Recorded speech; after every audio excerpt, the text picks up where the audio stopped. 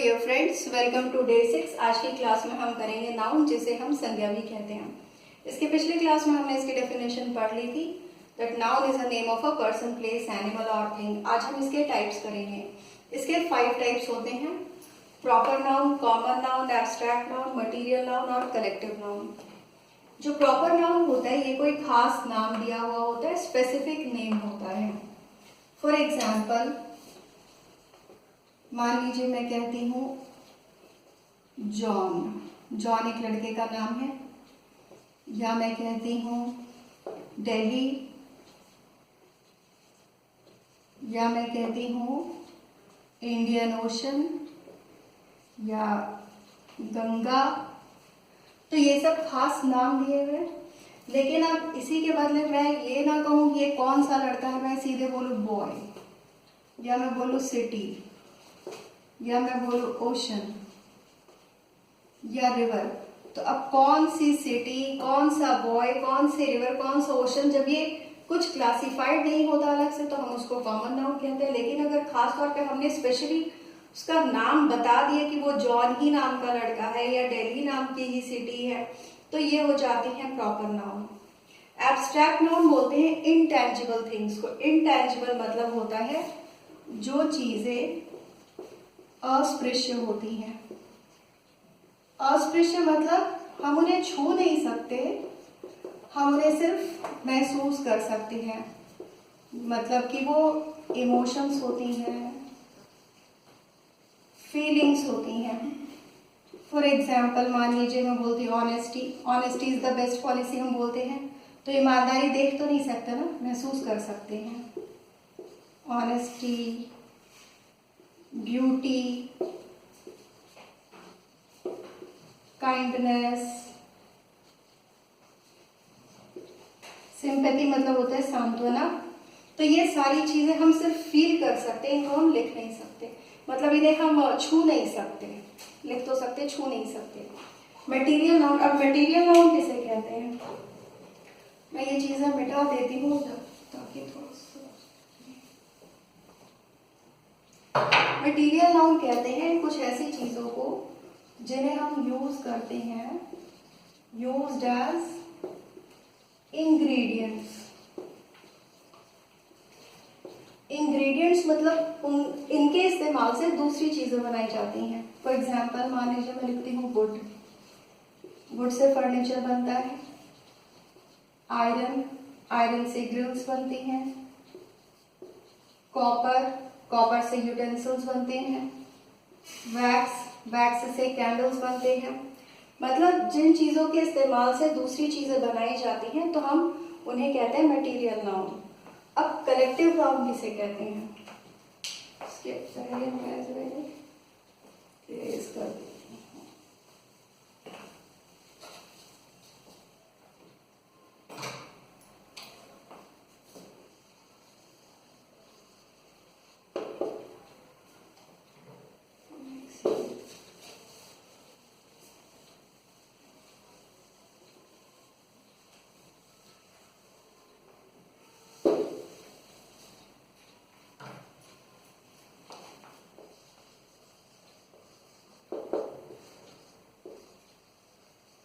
Collective noun कहते हैं किसी भी चीज के ग्रुप या कलेक्शन को। मान लीजिए अगर हम कहते हैं कॉन्ग्रेगेशन। कॉन्ग्रेगेशन मतलब होता है धार्मिक मंडली। जैसे जो सत्संग या पूजा पाठ के लिए जो लोग इकट्ठे होते हैं ग्रुप में, तो हम उसको कहते हैं congregation. Excuse me. Mob, mob कहते हैं जो उपद्रवी भीड़ होती है, जो तोड़ फोड़ करने का काम करती है। बहुत सारे लोग होते हैं तो हम उसको मॉब कहते हैं। और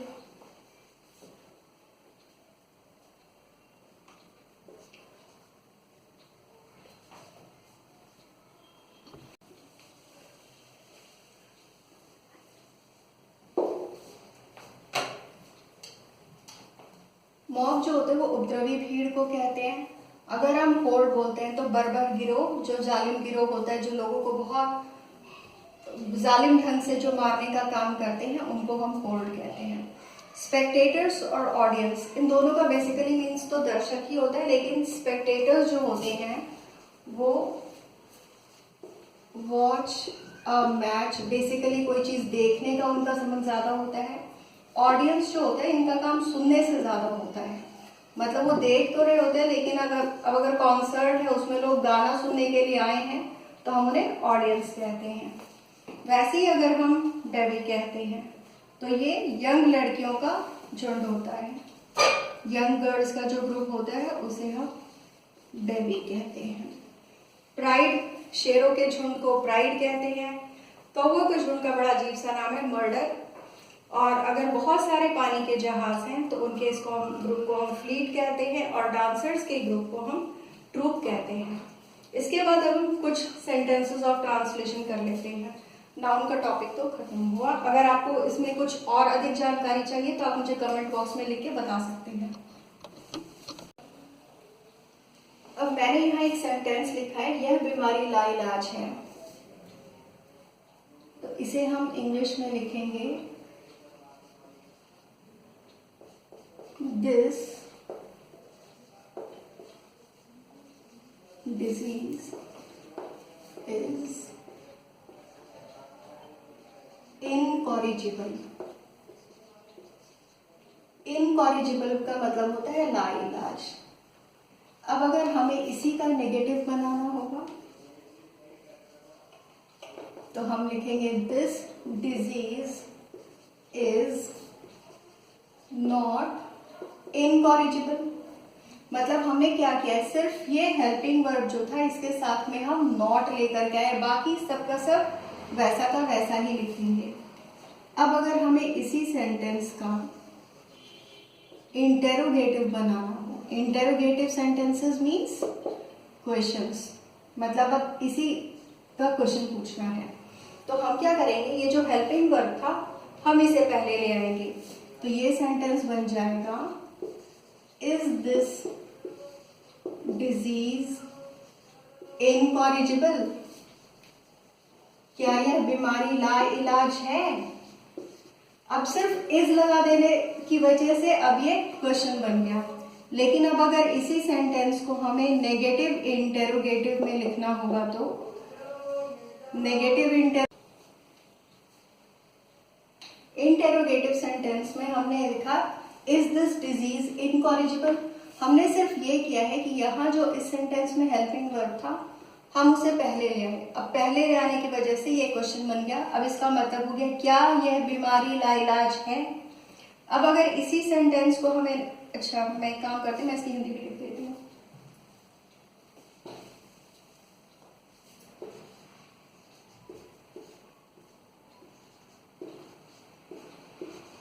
क्या यह बीमारी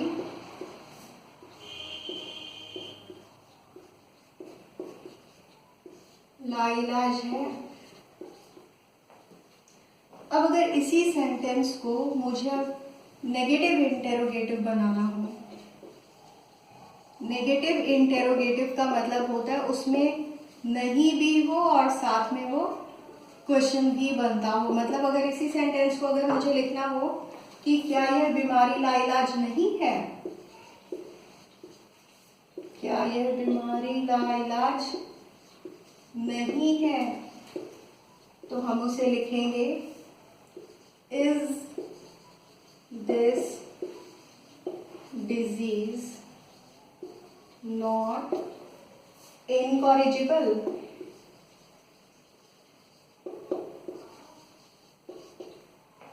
अब ये इस तरह से ये सेंटेंसेस पूरे हो गए। ध्यान देने वाली बात क्या है कि इसमें जब हम नेगेटिव इंटेरोगेटिव बनाते हैं तो हम पहले हेल्पिंग वर्ब लिख देते हैं, उसके बाद हमने पूरा का पूरा सब्जेक्ट लिखा है और सब्जेक्ट के बाद में हमने नॉट लिखा है। लेकिन अगर इसी सेंटेंस को हमें शॉर्टकट में लिखना होगा तो हम लिखेंगे इजंट दिस डिजीज इनकॉरिजिबल। अब चलते हैं हम नेक्स्ट सेंटेंस पे। नेक्स्ट सेंटेंस मैंने लिखा है, तुम कभी शराब नहीं पीते थे। जो लोग कभी शराब नहीं पीते तो उनको हम कहते हैं टी टोटलर, उन्हें हम कहते हैं टी टोटलर। मतलब जो कभी भी शराब नहीं पीते या पीते थे, तो हम इस सेंटेंस को लिख सकते हैं यू वर टी टोटलर। ये was were is am are ये सारे बी के फॉर्म्स हैं। ये मैं डे 2 में मैं ऑलरेडी पढ़ा चुकी हूँ। अगर आपको इससे कुछ जानना हो तो आप एक बार डे 2 पढ़ सकते हैं, चेक कर सकते हैं। अब सेंटेंस लिखा तो तुम कभी शराब नहीं पीते थे, तो इससे इंग्लिश में बना यू वर टी टोटलर। अब ये तो हो गया हमारा सिंपल सेंटेंस। अब अगर इसी का नेगेटिव बनाना हो तो बहुत सिंपल है, you were not T toddler. मतलब तुम टी टोटलर नहीं थे। इसको अगर शॉर्टकट में बोले तो टी टोटलर को हम मद्य त्यागी बोलते हैं। हिंदी में एक वर्ड अगर इसका ले, मद्य मीन्स शराब होती है, उसे मद्य त्यागी कहते हैं। अब अगर इसी सेंटेंस का हमें इंटेरोगेटिव लिखना होगा तो हम क्या करेंगे, जो हेल्पिंग वर्ब है वर, इसे हम पहले लिखेंगे। जब भी कोई क्वेश्चन बनाना होता है तो या तो हम WH फैमिली का विच, बॉय, व्हाट, वर ये सब पहले लिखते हैं, या फिर हम हेल्पिंग वर्ब पहले लिख देते हैं कोई सिंपल सेंटेंस हो तो। इसमें वर है हमारा हेल्पिंग वर्ब, तो हम इसे पहले लिखेंगे वर यू अ।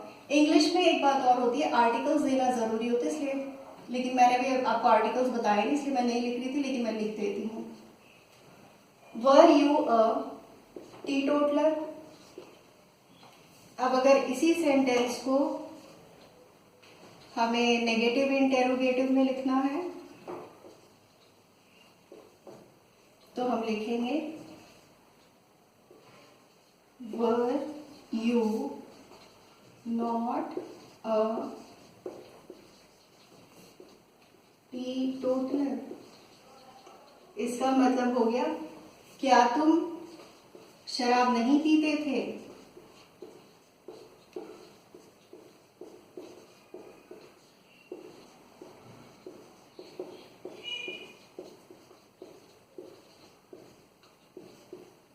यहाँ फिर ध्यान देने वाली बात यह है कि हेल्पिंग वर्ब और नॉट के बीच में सब्जेक्ट आया है, लेकिन अगर इसे शॉर्टकट में हमें लिखना होता है तो हम लिखेंगे weren't you a teetotaler? Okay, अब चलते हैं हम नेक्स्ट सेंटेंस पे।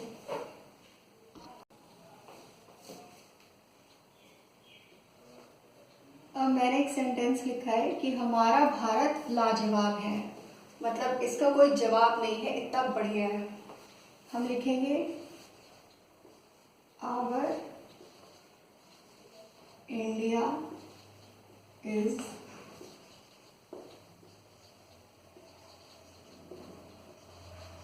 इनक्रेडिबल। मतलब इसमें ऐसी ऐसी चीज होती है जिसका कोई जवाब नहीं, लोगों को भरोसा नहीं होगा कि इतना कुछ भी हो सकता है। तो ये तो हो गया एक सिंपल सेंटेंस। अब अगर हमें इसका नेगेटिव बनाना होगा तो आप नहीं, इसका नेगेटिव अच्छा नहीं लगेगा, मैं वो नहीं लिखना चाहती, इसलिए मैं ये सेंटेंस ही चेंज कर देती हूँ। मैं उसके बदले सेंटेंस दूसरा लिख देती हूँ, क्योंकि मैं अपने देश का नेगेटिव इसमें नहीं ले जाना चाहती। मैं इसे लिख देती हूँ, यह कहानी लाजवाब है।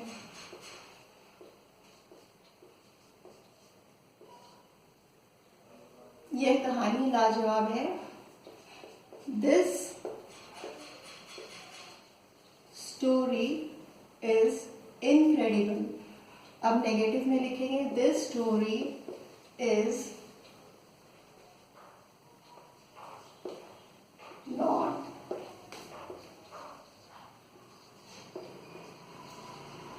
इनक्रेडिबल।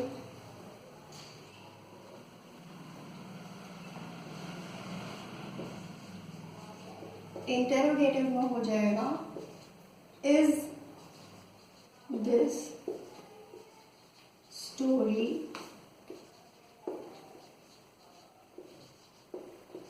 इनक्रेडिबल। और नेगेटिव इंटेरोगेटिव में हम लिखेंगे is this story not incredible. ये हो गया हमारा